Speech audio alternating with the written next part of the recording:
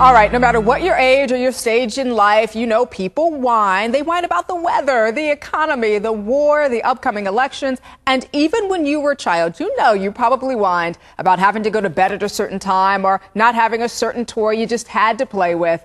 Well, we have the expert here with us today who deals with the complaints, the causes, and most important of all, the cures for whining. Her name is January Jones, and her book is entitled Thou Shalt Not Whine, the 11th Commandment. January, thank you for being with us. Thank you for having me. Why do people whine? Well, you know, there seems to be an epidemic going on. People are even whining about whining. Okay. Everyone wants to be heard. They have their complaints, and they need to get the attention, and they want to deal with it. And I've written my book. I've based it on a survey of the top 10 things that people whine about at all ages and all stages. And hopefully I'm trying to lighten things up. I'm applying a lot of common sense with humor and hope. What are the top 10 things that people whine about? Because maybe what I whine about may not be what my neighbor is whining about, right? I know. That was so interesting because when I started the survey, I thought, well, we'll just come up with 10 top things. Well, we came up with 10 top things for every age and every stage because everyone has a different agenda. All right, let's go through this. Women. Okay, What do women whine about? Well, they whine about their weight. Absolutely. Yes, and their hair. Yeah. And sometimes even their mother-in-laws. Not the mother-in-laws. Yes, okay. Once in a while that gets in there, unfortunately. And men?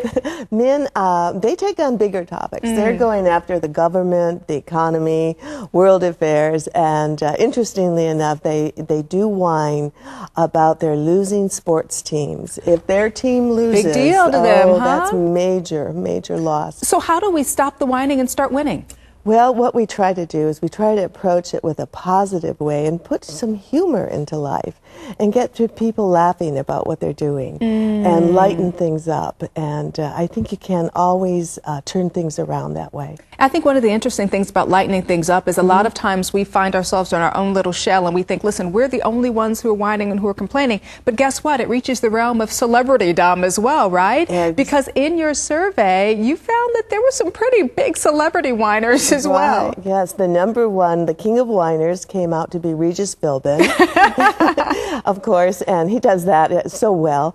And the queen of whiners was Joan Rivers. Really? And, yes, also Joey Behar from The View and Stephen Colbert from Comedy Central. Isn't that interesting? So whining is across the board. Yeah, all ages. If people want to find out more about your book and more information on you, where can they do that, January? www.januaryjones.com. All right, well, very interesting stuff. We appreciate you, and I've got on my little no whining pen. These are wonderful pens. Very quickly, with about 10 seconds left, tell us about the pens. It's a smiley whiny. When you're happy, you're a smiley, and if you whine, you turn it down and you're a whiny. All right, we're not a whiny. We're smileys today. So. Absolutely. All right, thanks, January. You're welcome.